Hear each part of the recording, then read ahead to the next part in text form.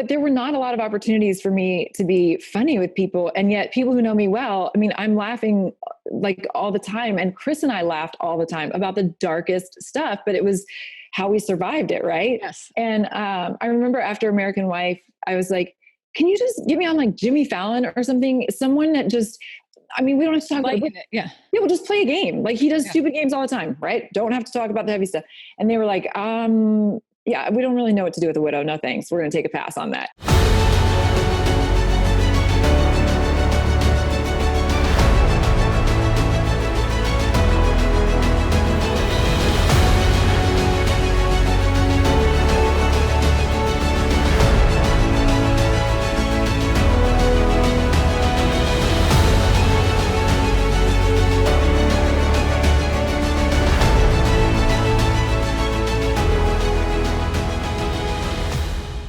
Hi there. Welcome back to another episode of American Snippets. I am your co-host, Barb Allen.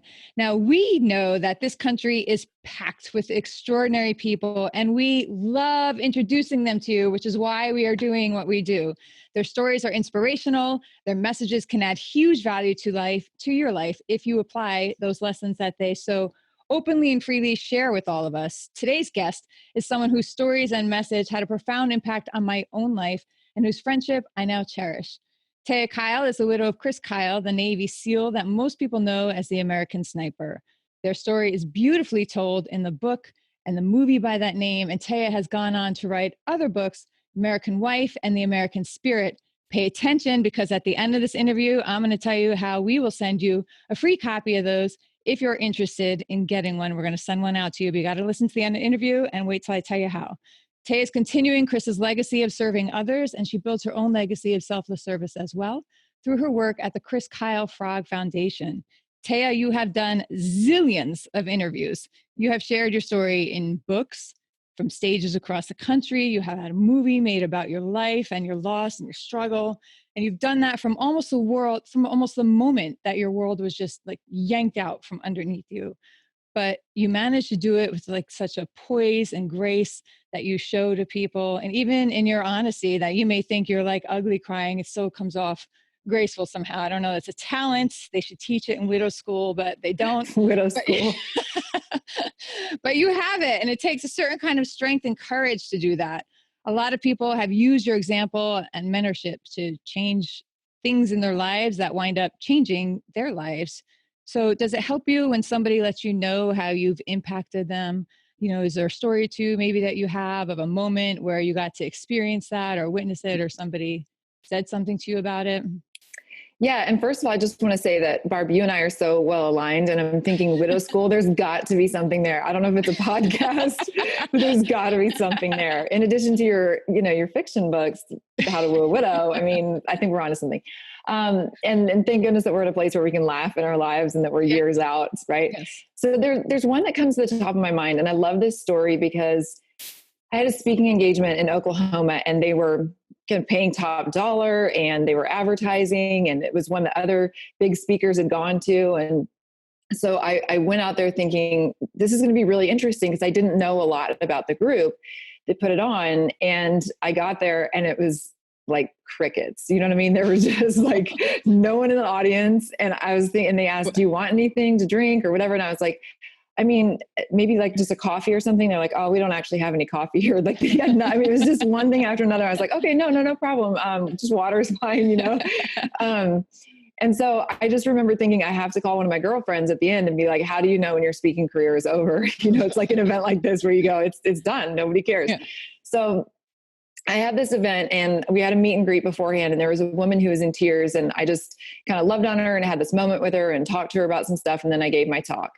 And so when I got back, I think it was, I don't remember how much later it was, but I got a letter from her, and she was saying, I was the girl who was crying, and you changed my life. And what you said was exactly what I needed to hear. It was just this very profound, you knew that whatever it was probably the Holy Spirit speaking to her, not me, because it was something so profound. And I thought in that moment, that's why I was there. And here I sit in my, earthly, laughing, worldly way, just going like, well, this is useless. And it's like, it's that story of the starfish, right? Just is, you change something for someone, that's reason enough. It made it all worthwhile. So long-winded story, but I think that in a nutshell is it. We don't always know. And thank goodness she wrote me. That was really a pivotal moment for me too. But yeah, I think those are the ones that I just think you just never know. Yeah. And I love that that's the story that comes to your mind. It's not like, yeah, I was on stage in front of 3,000 people or on this giant show or like in a parade or whatever, the ceremony honor me. It was this obscure moment that you thought this is over. Had no impact. Yeah. Like you thought, I love that. Cause there's just freaking always something, right? You just you show up and you just go, wow. Okay. It's over. That's it. Yeah. That was it. End of day. Fortunately, do you think there's like kind of almost a liberation? I say this a lot, like almost a liberation in going through and coming out the other side of something so awful because you're well, I've had worse experiences than this, so like 100%. Yeah. And you know what? It's in the Bible, that thing that says find great joy in your trials and tribulations. And I was like, that's crap. Who's going to do that? And the more that I've had that fall on me, and I think you can relate to this too, you're right. You get this different perspective. You do get this endurance and this strength about you that says, I can actually laugh. Like you and I, Barb, I know we'll talk about the stupid things like, top this was my day today kind of thing. And we can laugh about it because we know that in the big scheme of things, it's nothing compared to what we already went through. And for me, I oftentimes think, my faith is so strong. And I think if God could see me through that, there's nothing he's not going to see me through. So what do I have to worry about? Really? I can't predict it. You couldn't have predicted what happened to Lou. Lou couldn't have predicted it. Right. I can't predict couldn't have predicted what happened to Chris. So if you think about it that way, we have all this anxiety in life, but why? Most of the things we can't predict. I think there have been scientific studies that say 99% of the things we worry about don't actually ever happen. So we're wrecking our lives by thinking about it. We just, in my opinion, just be faithful and know God will see you through it, whatever it is, Yeah. I love that. And that brings me to another question. I put this out there, on Facebook to our community, and I asked people if they had questions for you. And when somebody had a question about faith, so I'm going to jump to that now. Jen Henderson, she wanted to know, how do you use your faith in order to help combat the symptoms of widowhood, such as anxiety or PTSD, if you have any of that in your life? In other words, do you have any good tips on using your faith to get through this? I think you might have just answered that. In a way I did, but I do love that question because when she says even getting through being a widow, I mean, really, I think there's so many ways that I've used it, and I've grown in my faith so much because I started when Chris was deploying, I started leaning into my faith. God, take my fear, show me how to get through this. I'm scared, or, God, lead my husband to decide if he should deploy again, because I can't be responsible for this, but I need to trust you more than even him. Because our human mind, how are we supposed to know? We don't know the future. And so I had to start trusting that way.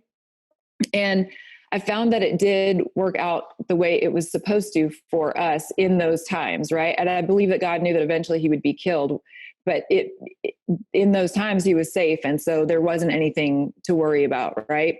And some people ask me, how can I trust in God when he allowed Chris to be murdered? But my view on that is it's free will. And God said everybody has free will, even people who aren't making just good decisions. So the person who killed Chris, according to psychiatrists, prosecution and defense, he didn't have PTSD. So this was truly an act, a decision for evil, right? Yeah. And even if you did have PTSD, it doesn't make people murderers. So, right. So going forward with that, I think, okay, the next step then was being a widow. And how did God do it? It was those times where I was so broken that I was just crying and saying, I can't do this. And I could go to God and just go, I don't think I can. And you hear this quiet softness somewhere in your soul that just says, it's okay. There's something there. And I believe that's God saying it's okay. And then there were times where I prayed for strength and I would get it. There were tons of times, and I still do, pray for clarity and guidance. And more than anything, Barbara, I think this would go to your listeners, no matter what they're going through in life. I like to plan and I like to be prepared. And there was such a mountain on me at that time, whether it was lawsuits and the movie and the books and everything I was finishing for Chris and my kids' grief and my grief. There was no possible way I could balance all of that. Yeah. And so I started praying, like, God, you just bring the things that need to be done today.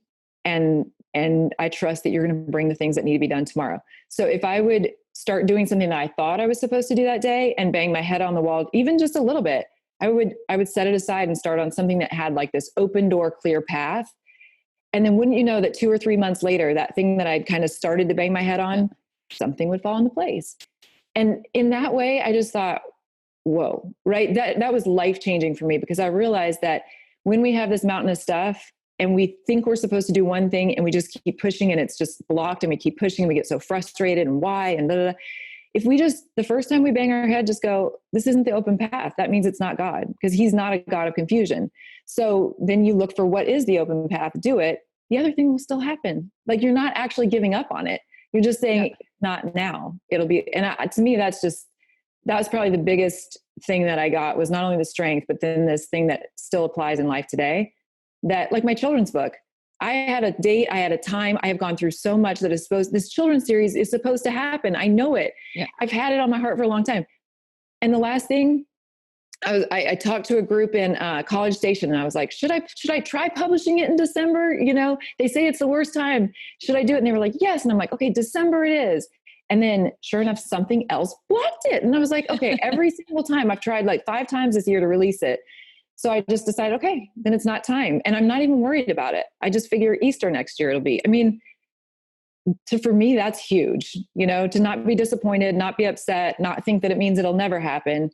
I wanted it this year. I wanted it last year, and it just hasn't happened. But instead of being devastated or hurt or questioning if it'll ever happen, now I just know it will. I know it will. I've had that seed in my heart for a long time. Just not this year.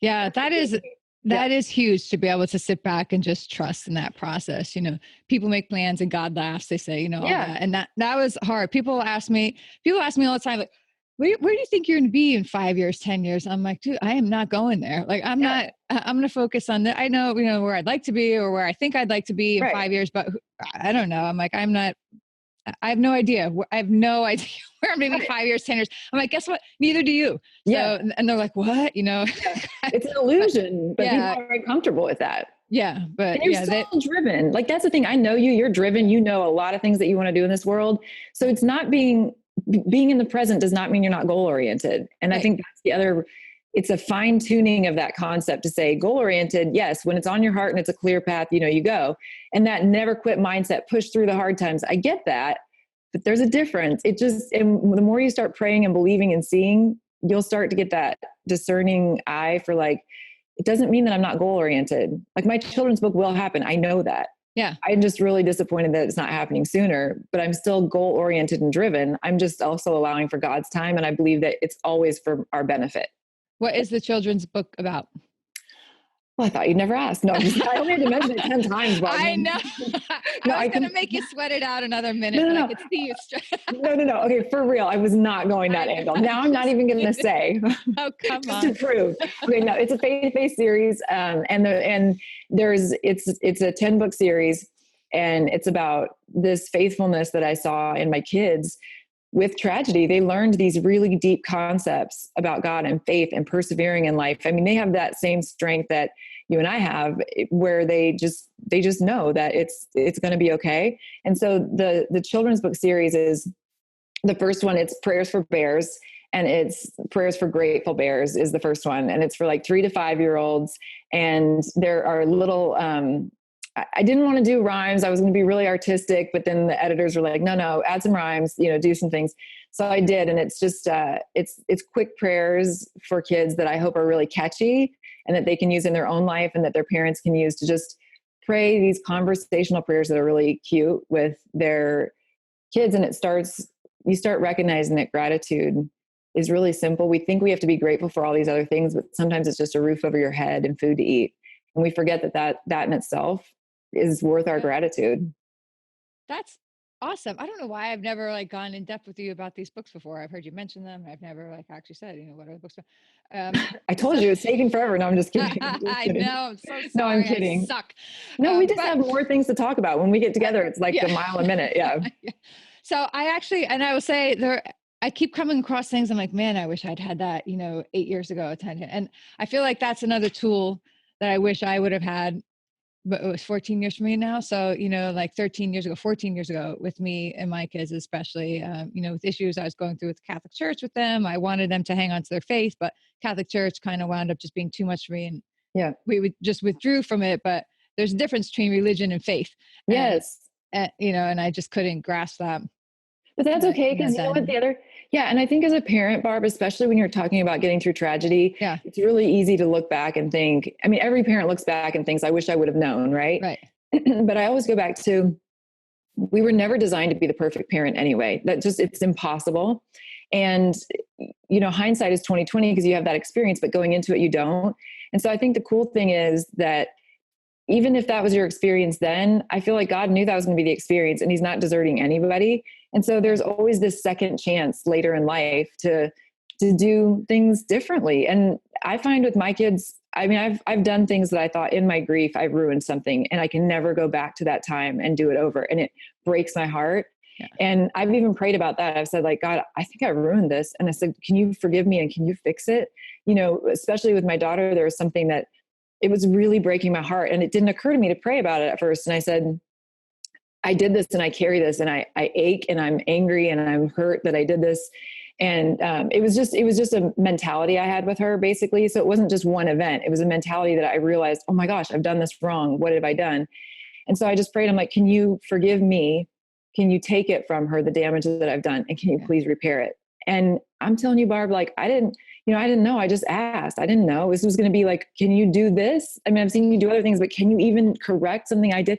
He did it, dude. I'm telling you, within like 2 or 3 months, all of a sudden I saw a change in her as if I had never screwed that up for years. You know what I mean? And I went, oh my, I mean, it gives me chills to talk about it now. I was like, yeah, because she's his kid first, and he didn't want her to be hurt by it.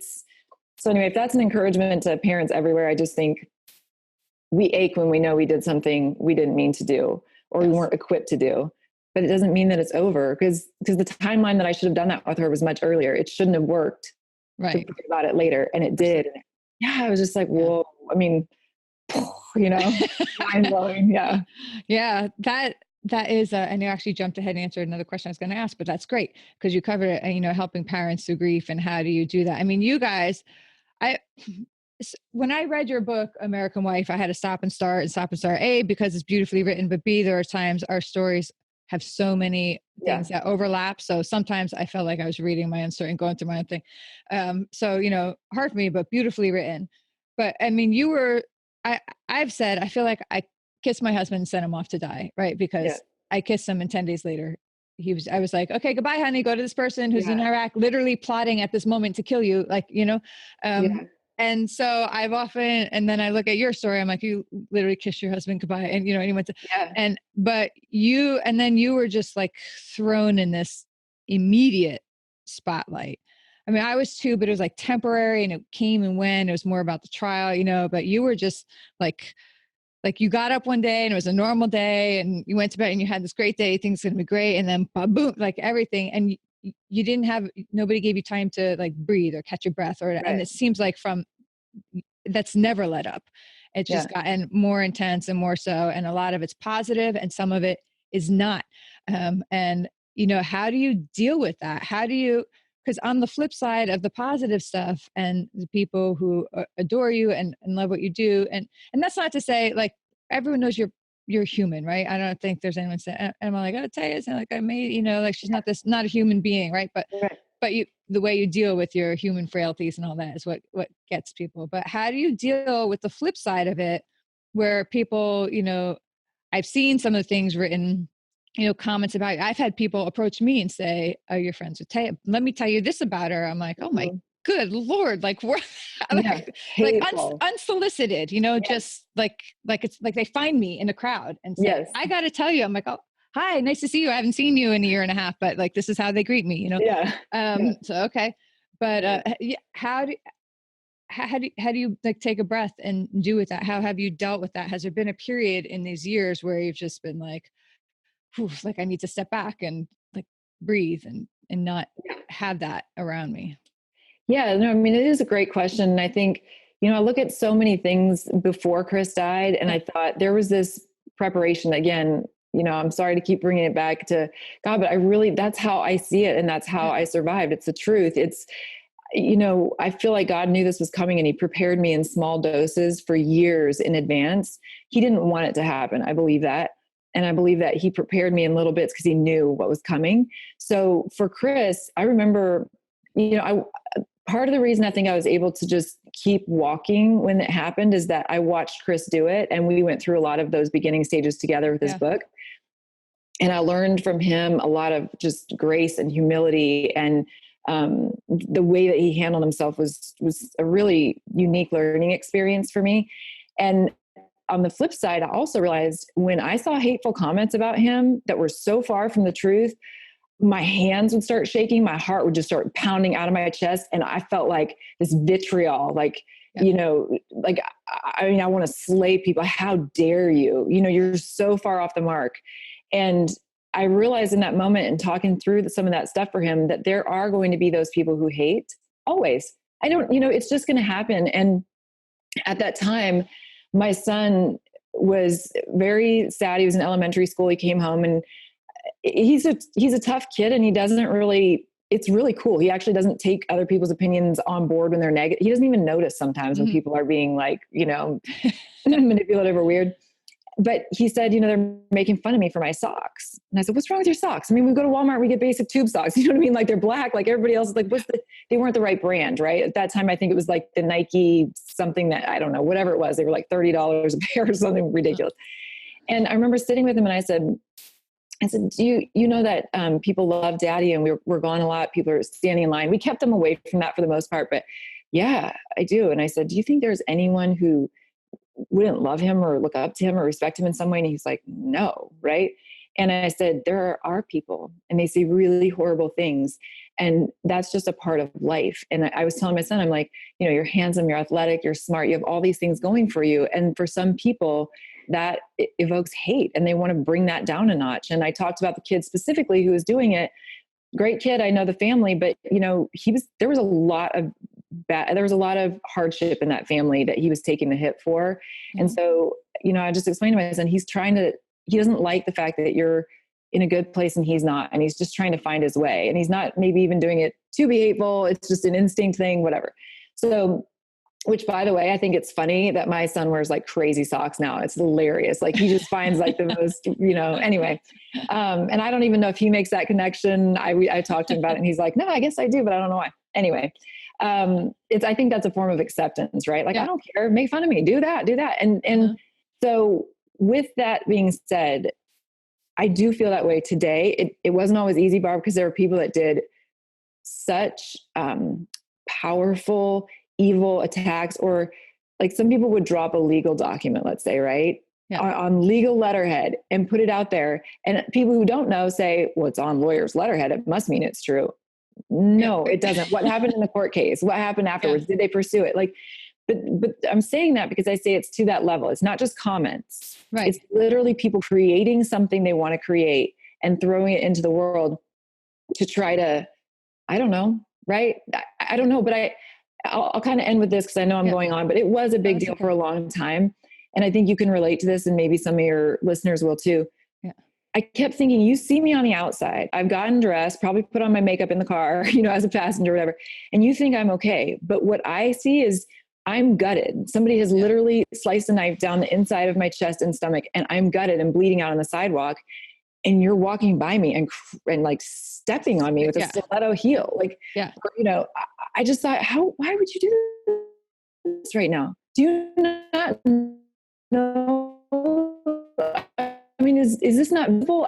I like looking at I'm like shattered, but people don't really, but that was a long time. And I think when I look back now, where some of them are so personal and from people that I thought were friends or trustworthy, or there were many days I was crushed. And now today I go, wow, what a neat lesson, because really, I feel sort of immune to that stuff. I feel like, go ahead, do it.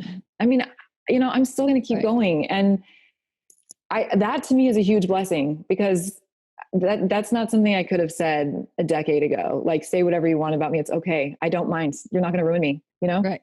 That is a really hard lesson to learn. And I hope everybody paid close attention to that, because it is. And I know a lot of people that we're in in touch with, within our community and like who approach us outside, that's one of the things that can hold people back is Yeah. what people say about, especially if it's somebody close to you, that it's somebody close to you that's waging an attack on you, or it's somebody close to you that is having an attack waged on them. Yes. It can get inside you and chew you up, and it can completely derail everything that you believe that you're doing. So, and Barb, I want to touch on that, because when you say derail, that's actually one of the biggest points of all of this. I do think that's like a dark realm type of attack, because there are so many things that I could be saying about those people to reveal truths, or other people that have done things that are jaw dropping, like people that use Chris's name to promote what they're doing, but they have behind the scenes slayed him and tried to bring him down even after he's been dead.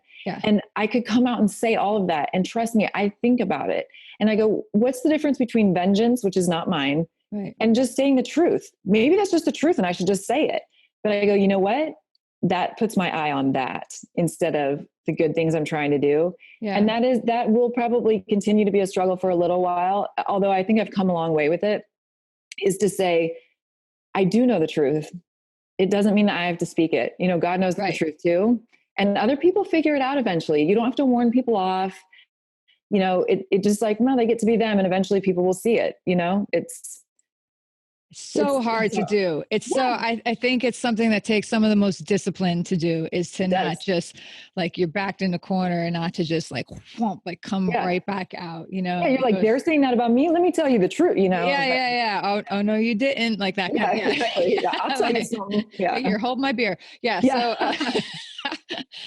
so it's a huge amount of discipline to do that. And sometimes less really is more. And I think that is a great example of what, you go where you focus your energy. And do you want that energy? I'm like, look, you're already in so much pain. You already have so much frustration, anxiety, fear, doubt, and all that. Like, why would you play into that? Like, why would you feed into that? It just kind of goes, but it robs your peace and it takes away. Like, that's the other thing. I think as an only parent, and sometimes when people say they're a single parent, I go, but that's like a joint custody situation. Sometimes when you're an only parent, it's different. And so there is no break. Right. No. And it's lonely and terrifying. Yeah. And all that. So I need peace, because what I want my kids to remember is a happy upbringing, regardless of tragedy. Right. So yes, we have that. We've acknowledged it. We work through it. We do therapy. I get it. But what I wanted them to have, and what I still have some impact on, is happy home life growing up. And so if I entertain those things, and if I develop the strategic plan to go out and speak truth and, do these things against other people, I don't have as happy a home life, which is part of the reason why I didn't fight some things earlier that I could have fought. I prayed about it. I asked friends and they're like, Taya, like, especially at that time, like, 4 or 5 years ago, like, I was smoking a pack a day, you know what I'm saying? Yeah. Hiding in secret so my kids wouldn't see me, trying to breathe, feeling like my throat was closing, like, and I'm like, well, I'm going to fight because it's right. And, and just saying like, no, because what does that do to me when I come home at night? Am I really able to hang it up? No. Right. Yeah. Hard lesson to learn.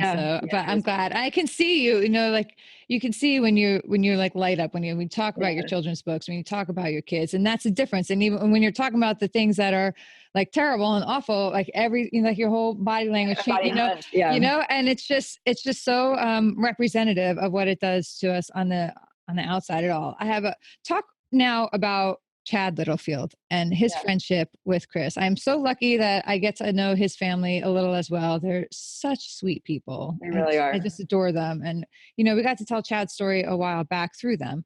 But, tell us quickly, or not quickly if you want, about the friendship they had.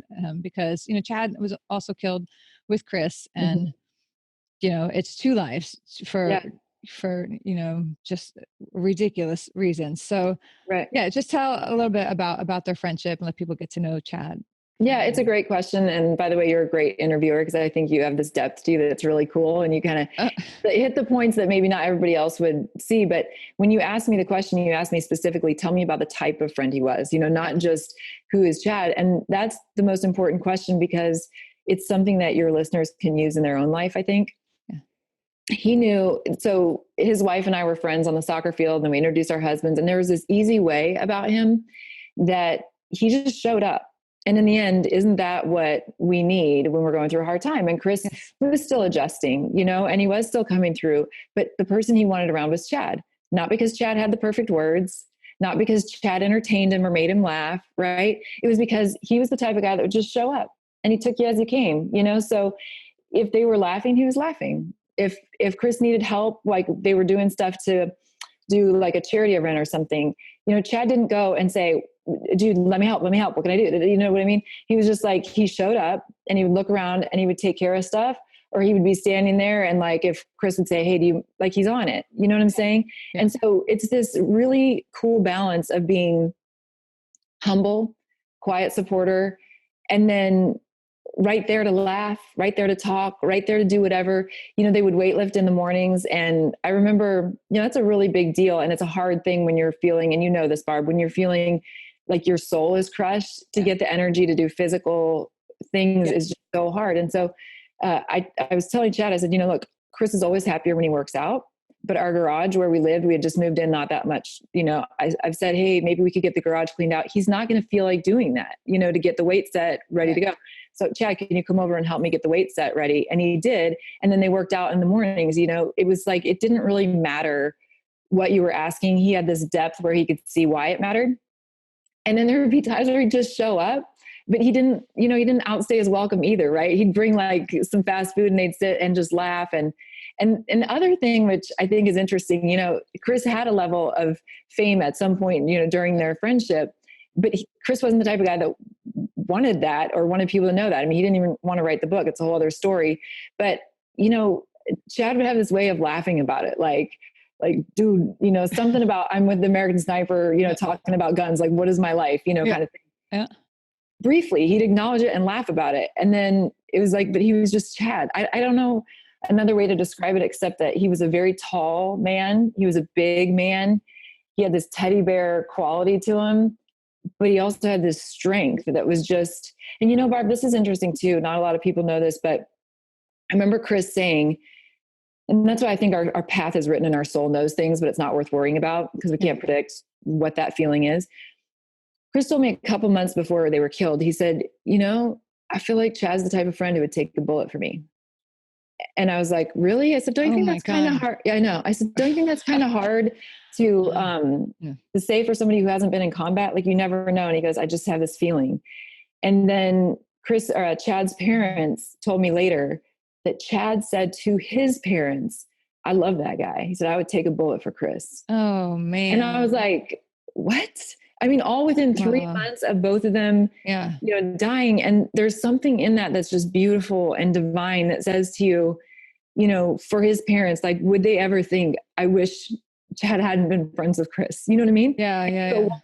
And I don't know that they've ever thought that. I've never thought that, because if you saw them together, you knew it was just meant to be, right? It was just, and Chris had other friends that were great. Yeah. There's just something that was so perfect there. And it just reminds me, I don't know, but it doesn't matter sometimes how long you know somebody, some things just work. I mean, the minute I met you, we were friends and we were laughing and crying. And I've met a lot of widows. It's not that. There's something else that it's like your soul is meant to cross paths with this person. Yeah. And you know it when you see it. And that was the kind of friend they were. And there's something about, them being taken together and making that journey to the other side that just kind of makes sense, because Chris had his way in his faith. Chad had his way in his faith. He talked to his parents a couple months before he died about just being like so right with God. And, there are just so many things that they left us with this peace about where they are and how that journey might have gone, and that they were together in some way. And, it's for something to be so horrific. I think there's some beauty sprinkled in, that I don't know how else to say it. No, I love that you said that. Thank you. I'm sorry to. No, that's okay. We know how to compartmentalize. I'm going to put that in my chest, in my heart, and I'm going to look back. I know, but I think it's beautiful. And thank you for sharing that. I know it is not easy to do that, but thank you. Yeah, of course. Well, it's your question, girl. All right. I'm going to switch tactics a little, something a little less serious, but I got to ask. I mean, it's serious, but not like something like, Bradley's eyes are that blue. Is that what you were going to ask? No, because I've heard you say that before. I'm a little jealous. I gotta get new material. Your eyes are too, though. So, I don't have Bradley Cooper eyes. Yeah. Okay. Yours are awesome. All right. What was it freaking like to stand there on CNN's town hall on guns, like feet away from President Obama and Anderson Cooper? And you're like, well, how about we think about it like this? And Anderson interrupts you. You're like, hold, please. I'll be done in a minute. And I was like, oh my God. She just gave Anderson Cooper the hand, said, no, just chill out, buddy. Like, and then you just rattled off the rest of the question and stood there. Talk about that moment, that experience. What drove you to be there? How you got the question? What was that like? Did you get any like fallout from that? Yeah.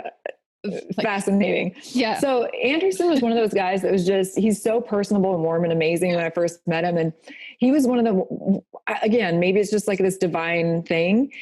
And I'll tell you why I think it's divine. But when I first met him, we did this interview and he said, if there's ever anything I can do for you, let me know. And I have no idea. I did not ask this of other people, but I was like, because what am I going to ask him? You know what I'm saying? There's nothing, I don't know, but I just really liked him and he had this warmth. And I said, do you have an assistant's number or somebody that I could get? I don't know why I even asked. Like I said, I think it's divine. And he goes, and he turns over a card and writes his cell phone number on it. And he said, just call me. And I was like, whoa, right? He doesn't know me well enough to do that. And yet he's so warm. And so I really liked him. Well, then fast forward to at American Sniper premiere, they weren't looking to put me in the media at all, and that's fine. But we went to this thing that Anderson was the moderator and Clint was there, Clint Eastwood, Bradley Cooper, Sienna Miller, Jason Hall, and Gail King, Barbara Walters, like all these, all the who's who kind of in New York. And it was and Anderson was moderating. And he said, I think Taya should be up there on the panel. And I was like, what? You know what I mean? And everybody else was like, okay, well, I mean, if Anderson wants it. And I know, because I know later they were like, oh my gosh, this is going to go one of two ways, right? And it's an important movie and it's before it really releases. And so there were a couple of questions that, there were natural answers for me that played well. And from that point on, they were like, okay, book her on this, like put her out there. Right. And so he was very pivotal in that too. And it was just his instinct, I guess. And he's been doing this a long time. So he sees something, I guess. And, and so, kind of like you see what's interesting to you and you want that. And I think he knew that having the wife up there would be interesting. And so he did that. And then he called about the town hall gun, or some of his people called or whatever. And then I thought about it and I prayed about it. And I talked to somebody who's totally against guns for hours and hours and hours before that to get a really deep understanding and try to think, where is the truth? Where is from both sides have passionate feelings. Where is the truth? And I kind of got to that. I talked to some friends in the NRA about some statistics. I really wanted to hit everything I could find. And when I finally came up with what I wanted to say, I was going to say it, right? Like I put a lot of thought into this. And I remember right before I was going on, they handed me a microphone and Barb, my heart started to pound. I mean, as if, I really thought you could see my shirt like in a cartoon, like just boom. And the more it would do that, the more I was like, oh my God, what's happening? Why is it, you know what I mean? And I thought, this is bad, right? Like I'm not, and because it wasn't just, honestly, here's the deal. I had met President Obama before and I didn't have that feeling at all. It was, I think also that I was in a room full of people who were so emotional because they had a lot of people whose loved ones were killed in a gun violence thing. And they showed up with buttons and banners. And I was like, I'm going to go say something in front of people who have lost a loved one who may not agree with me and are very passionate. It was just an emotionally charged, the energy was just ridiculous. So I did, I prayed, I tried to take deep breaths. And then when I got up, it was like, I don't even know who was standing there. I was just like, you know what I mean? It was all of that together. And then, Anderson tried to say something. I'm like, buddy, hang on a second. This is happening right here. I was like, I think that was one of my favorite things I've seen you do. You're just like, and the funny thing is I didn't even know I did that until I know. And you could tell it was just like, you were just like in the zone. Like you were just like, there was just no stopping you. But yet you weren't like an asshole about it. You were just like, you just like said what you had to say. You got the point across eloquently and well, thank you. And It was funny because the people who went before me, we were told it was going to be, we say something, he says something, we say something. Okay. But the people who went before me, they didn't get a chance. The president said something, they didn't get to say anything back. So that's another reason why I was like, oh no, then it's all coming out now because I know I'm not going to get this is it. Funny. I love it. A lesson there: seize the opportunity. And if you're passionate about something, dialed in, and you're prepared, you can't just go up to a forum like that. So important for you and be like, I don't know, like, this is just because I'm Taya Kyle and I say so, like you stood there and you backed it up, and preparation and, is so important. Yeah, I agree. All right. So now we're just going to keep like bouncing all over because I got questions we got to get to, and I know time is running out. So you ready? Here we go. What does patriotism mean to you? So I'm going to give the quick answer here. I think that patriotism is this understanding that we have freedom that other countries don't have. Patriotism is being not so egocentric and looking around and saying, what does this freedom actually afford me? That's why I wrote American Spirit, because people are using their freedom to do really good things. It's not just political debate. So for me, it's knowing that your story is alive in that flag and that you ought to do something with your freedom for good. Excellent. Speaking of American Spirit, thank you for including me and Dan Dave in it. So bad. We misstated his name. We called him Dan.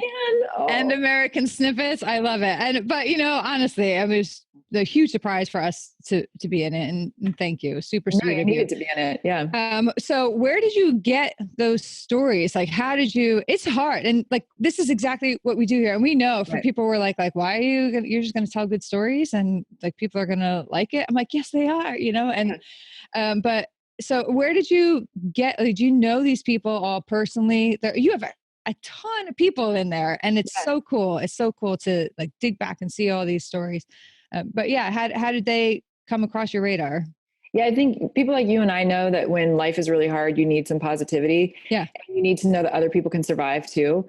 And so this was sort of, this love letter really to the country to say, like, they're right there. They're right there. They may not be on the news, but these people are here. I think it's why you do it too. Yeah. And there were people that I came across while I was out traveling the country, and I was thinking, these things are happening all over the country. This is amazing. Why do more people not know about this? Why are they not being spotlighted in the paper and the news? And so it was just my way of saying, people need to see this. Like, this is amazing. And so that was just my answer is I'm going to write it and we're going to put it out there. I don't know if it's going to sell or not, but I just was having a conversation yesterday. It may not have been the right name because I don't know that people understand what is the American spirit. But that's exactly why it is the right name. So okay. Yeah. Right. Because I'm like, it's like overcoming. This is overcomers, right? This is, I don't know, but I just want more people to trust me. It's good. It's kind of thing, right? Like, trust me, you want this. Yeah. What is the feedback you're getting from it? When people read it, it's really good. I think getting people to buy it or download the audio, that's the difficult part, because I think we're in such a hurry these days that we go, well, I don't really know what that is, and I'm not looking, but there's something for everyone. And so when I get feedback of people who are affected by it, it's usually, I read this and I was able to inspire somebody else going through a hard time, or this really got me thinking, or, it's those kind of things. And that's what the hope was. One guy I know, he was feeling suicidal and it changed things for him. So I mean, if you heard from nobody but that one person, right. That's exactly it. Yep. And that's huge. But I imagine there are more people out there, who feel that way. And I would encourage anyone who's read it to reach out, let Taya know, how it impacts you. And since we're on the topic now, all you got to do for me and Dave to send you a free copy is, put a review on iTunes about this episode. That's it. Take a screenshot, email it to us. Let us know you put the review up. And the first 10 people that do that, we're going to send you the ebook copy of either American Wife or American Spirit, whichever one you want. So that's how they do that. Awesome. Good idea. Yeah. And if they really woo us into it and lure us and do a good job, maybe I'll send them the actual hard copy too, but they got to work for it. They got to work for that one. Yeah. You got to earn stuff. This is not a free ride here on American Snippets. No, we're not. We don't want people to just be inspired. We want them, to tell us, use the words. Yes. Inspiration without action. We say it's just entertainment. We're no entertainment. I like that. I made that one up. It's sort of like that Charles Barkley, I'm not your role model or whatever. You're like, I'm not here for your entertainment. I'm here for your heart, your soul. Yeah. There you go. Okay. Which is also entertaining, by the way, though. You are entertaining. Oh, You and thank I you. have said that a lot. Yes. Thank you. My kids do not always agree. Yeah. But, Yeah. Well, they're not supposed to. yes, I know. So, American Wife, was it difficult to write? Was it cathartic? Like, which one flowed, was there one that flowed more and took a bit, more energy to write? American Spirit was the one that felt good to write. The Yes. other ones, American Sniper and American Wife, were really difficult. So, Memorial Edition of American Sniper was good because it was stories about Chris in the back that other people Okay. didn't know. And that was important to me that they saw that. American Gun was Chris's book that he was working on before he died. And that was painful because it should have been his. And I was trying to finish it for him. Yeah. But yeah, I mean, American Wife, it's funny because people do think that it should have been cathartic, and it wasn't. It was painful. Both of those books were really painful. David Goggins, same thing. Like he said, my book, it's painful. It's painful to talk about. It's not healing, and you're rehashing it, but it's important. It is important. I'm laughing too. I was so curious how you're going to answer that because my book too, people are like, oh, it must have been so cathartic, right? I'm like, that book almost killed me to write. Yeah, exactly. But, Yeah. But I did it. I wouldn't. Now Yeah. it's out. But yeah, so. No, and you're incredibly strong because Jim DeFelice, at the time that they wanted to put American Wife out, I was like, there's just simply no way. I cannot do it. Right. And they were like, Taya, the time is now. And Jim said, just talk to me and I'll do it. And you've heard me say this before. I emotionally vomited on him. That's what I did. I sobbed and cried, and he would call it a day. And he would sometimes, he told me later, like I'd be crying and like really have a hard time. And sometimes he'd be like, I think that's enough today. And I'd be like, I can keep going. And he'd be like, no, I think like the heaviness and the pain, it was just, he's like, no, I'm going to do this for both of us. We're going to stop right now and we'll come back. Yeah. He's such a quiet, like soft-spoken guy too. Like powerhouse, but unassuming. Still waters, but yeah, so I'm always like, I always feel like I just blubber and say the stupidest crap around him. I don't know why. That's hilarious. You don't? And I'm like, blah, blah, I don't know. I don't know what it is about him, but that's funny. Okay. You guys need to have a drink in New York next time and it'll change. We got to change that. I just want to turn into the biggest idiot, or I don't know. And I've never seen you be an idiot ever. Well, watch me run Jim DeFelice for 5 minutes. Okay. It's like we're going to fix that. Yeah. I don't know what it is. So funny. All right. What is something about you that most people don't know and you'd like them to know? I have a wicked sense of humor. I love to laugh. I am telling you. Yes. Yeah. I mean, you and I, obviously we've had that from the beginning, but there were not a lot of opportunities for me to be funny with people. And yet people who know me well, I mean, I'm laughing like all the time. And Chris and I laughed all the time about the darkest stuff, but it was how we survived it. Right. Yes. And I remember after American Wife, I was like, can you just get me on like Jimmy Fallon or something? Someone that just, I mean, we don't have to talk about it. Yeah. Yeah. We'll just play a game. Like he does stupid games all the time. Right. Don't have to talk about the heavy stuff.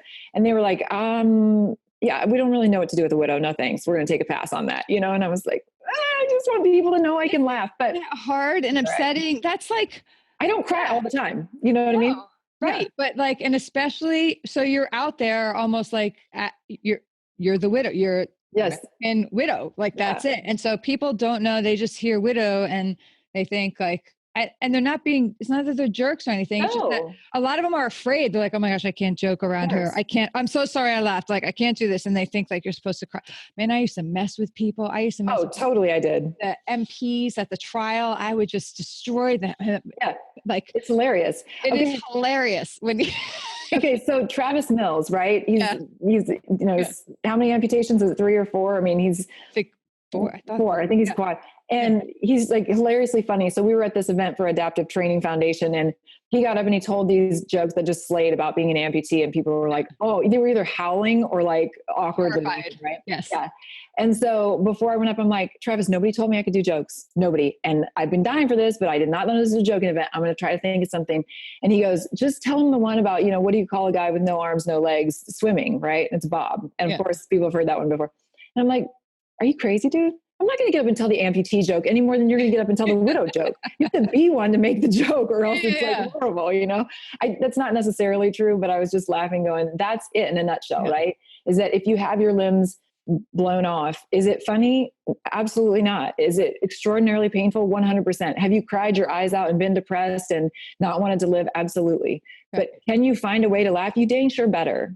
You better, because otherwise in my mind, you ain't gonna make it. You better find a way to laugh at it, because it's just life and it sucks, and it's not going to take away the suck. It just gives you a minute of reprieve. Yeah. And it just reboots you so you can like move. Like, Yeah. And just go, okay, maybe it's, and ER doctors, they make jokes. Yeah, they're wicked, man. Right. Yeah. They would be in the middle. Chris and his guys would be in the middle of a gunfight where they could lose their lives, and somebody'd crack a joke. It is so healing and important. It's like a pressure valve release. Yep. If you don't do it, you feel like you're going to explode. So if you can make somebody laugh, I mean, Chad's wife and I used to make the girls so uncomfortable. Like we'd go out to dinner or something, and I mean, this is really bad, but they said we can't get a reservation. We're like, we'll talk to the concierge. You go home to your husband. You feel good? You like that? Yeah, we need that table in the back. I mean, just stupid stuff that they'd be like, that's not funny. And Leanne and I'd be laughing, going, nothing is funny about our lives. No, it's but not. If we can just say something stupid that releases that pressure, maybe it's funnier, maybe it's okay for a second. I know. When I'm a kid, after this one, I'll stop. And now you got me going. So my kids laugh. I forgot I told them this like years ago. People would always be like, oh, hi, Barb, what do you do? What does your husband do? And I'd be like, oh, my husband died. And they'd all feel terrible. And it was awkward. And I'm like, finally, I got tired of making people feel awkward. And I'm like, well, my husband doesn't do anything. He just lays around a lot, and I walked away. Oh my God. That was hilarious. And I told my kids that, and they've never let me live that one down. But like, what are you going to do? It's either painful silence, everybody's uncomfortable, or you just say that. Yeah. No. Yeah. Okay. Barbara Richardson, we featured her as well. She's amazing, by the way. She supports the troops. She works at Barclays, and she wanted to give back to the troops and started sending them care packages. She got Barclays to do a whole movement, a military movement because of that. And she says first that you are such an inspiration for your strength and dedication to keep Chris's spirit alive. And then she wants to know, are your kids looking to follow in the footsteps of their dad in the military, or you and the amazing programs you're behind, like the Chris Kyle Frog Foundation, which I cannot believe I have not mentioned yet. So, oh no, it's totally fine. I didn't think about either, to be honest with you. No, you know what? The kids they're doing amazingly well. They love the Frog Foundation, which of course is to support military and first responder marriages, which we know then decreases suicide rate, drug and alcohol addiction, fights PTSD. All of that is substantially decreased when we can keep that safe place safe. Sometimes I look at them both and I go, I wonder if they will or they won't. But like you, I don't make their plans. You know what? And I keep telling them, just pray and go where God leads you, because I can't be responsible for that, nor do I want to be. And I acknowledge that they are not, there's this old quote, your children come through you. They're not of you. Like they're an independent spirit that has their own life plan. And so my whole goal is to keep them praying and knowing that God will lead them where they're supposed to go. And that I pray they have the clarity to hear him. And so with that, I don't know, but I don't know. I really don't. It'll be interesting to see what happens. They're teenagers now, so it'll be interesting to see what happens in the next few years. But as you and I know, they could start with one path and change to a completely other one too. Yeah. Awesome. All right. And then I would be absolutely remiss if I did not bring up our event next year, the Great American Summit in DC. We're just reaching out to venues now to lock those in. But thank you. We're super excited that you're going to be emceeing it. I mean, I'm in awe of you guys, like you and Dave. I'm seriously like in awe. I can't even imagine how you fit it all in. And also that you have this dream that you're not afraid to pursue and go, no, we are having an American Summit. It's people like you who seriously change the world because you're not afraid to take that risk. No, I'm terrified, but I'm doing it. Doing it anyway. You're doing it anyway. And you know what? That is hugely courageous. Yeah. And you know this. I mean, I've said this to you before. I look at you and go, dude, brave as all get out. Like I can't imagine. So yeah. No, well, we're very excited about that and super stoked. And like you said, you have a crazy sense of humor. So we're going to you can feel free to turn it into a roast MC, by the way. Go ahead and we'll just roast it. But so it's centered on the American dream, right? We believe the American dream is alive and well. We believe people like Chris and Lou and all the people who serve give so much in service to defend the American dream, both for people in this country and to provide it for people in the others. But it's different for everybody. And that's what's beautiful about it. There's no like one way to the American dream. So now I'm going to ask, as we close up, what does the American dream mean to you? Okay. Can I ask you a question first before we close up? Okay. So I love what you said about the American Summit first, like your dream and what you want people to, I'm sure you've talked about it on podcasts, but I want you to remind people right now. Cause like, I think that's actually really innovative and really needed what this whole thing is about, the American Summit. Yeah, it is. The Great American Summit. It's about it's pronged, right? Mm-hmm. We're passionate about patriotism. I think patriotism is common ground for people to stand on. It is one of the few common grounds. You're not going to get anybody to agree on religion or education or jobs or politics, right? But we can all agree that we're Americans and we live in this beautiful country. Flawed doesn't mean it's not beautiful. There's beauty in flaws too, and it's how you address it, right? So I think if we can just get back to that common ground as Americans and agree that we're Americans first, and then we're going to speak civilly to each other, I think it's just a collective boost of energy back into this country that's going to help. And the American dream part of it is we're going to leave people with lessons. Everybody who speaks is going to teach a principle, a lesson based on their own life, their own experience, and how people can tap into what the American dream means for them, how to build it, create it, and help other people do the same. And I think those two things mashed together, it's like Patriot Tour meets Tony Robbins, like kind of thing, like, yes. And like it's freaking also, great. Yes. And because you were saying like that's the early American, right? The dream was that you can be you get to be you the way God created you and make a difference in this world. Like that's the cool thing. And so that summit, I think, reminds people, wait a minute, we're not subjected to just have to go to like, Walmart and Home Depot and our life is this. We are created uniquely, and there's still that opportunity to create something that's your vision in this world. And I think we need to be reminded, because it does seem daunting. I mean, everybody can advertise nationwide, internationally, and you think, is there really room for my dream? Is there really room for me to make an impact? And I think you and I know with American Snippets and American Spirit, the impact happens when you just do one right thing after another. Yeah. But that American Spirit to me is like, ignite that, see the possibilities almost, right? Like you're going to see the possibilities of you being you and living this dream, and that you can do it stop listening to like everybody else. People are going to inspire them. Like you said, Tony Robbins meets Patriot Tour meets the old pioneering spirit almost, right? It's still here. Yeah, I love it. And this is why we asked you to be a part of it, because we knew you would get it. We knew you do get it. And we knew you were going to bring like some crazy life to it too. But yeah, like this country is amazing. We have so many opportunities. I think we have a responsibility to avail ourselves of those opportunities. And this summit is going to just kind of cut through all that reasons why people like think that they just can't. There's so many reasons people think they can't, but there's more reasons that you can. It's hard, right? Well, you're the poster child for that. You really are. I mean, I look at you and I go, you had 4 little boys and your world was turned upside down. There is no plan. There is no map. And you have gone through hell and back, and you're here. I mean, you're starting a freaking podcast with an eagle behind your head and like the professional equipment and like getting these badass interviews, not with me, I'm saying with like other people that are awesome.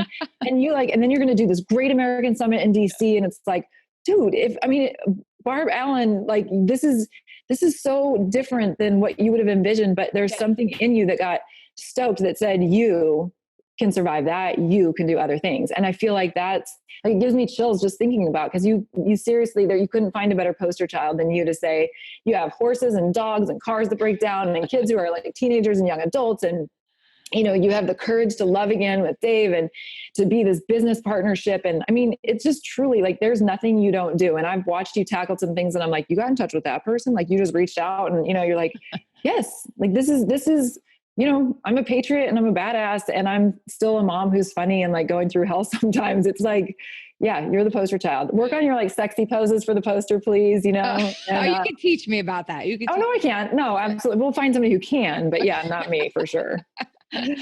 All right, man. Taya Kyle, I know you have some kind of meeting to get to. I know my friend Bob Vincent's going to be there. He told me that. So, yeah. So, and I'm sorry. Tell Stuart I'm sorry for keeping you and making you late. But he knows better, Barb. It's my fault. You've been trying to help me wrap up for a long time, and I'm like, no, let's just talk. All right. So, thank you so much for taking the time to be with us today. We are looking forward to everything to come, and I will see you in New York next month in a few weeks. Yay, I can't wait. And we're gonna have a drink with Jim DeFleece. Okay. Oh God. Okay. All right. See, I'm like nervous. Okay. No, you're brave. We got this. All right. Thanks, Tay. Okay. We'll talk to you later. Bye. Thanks.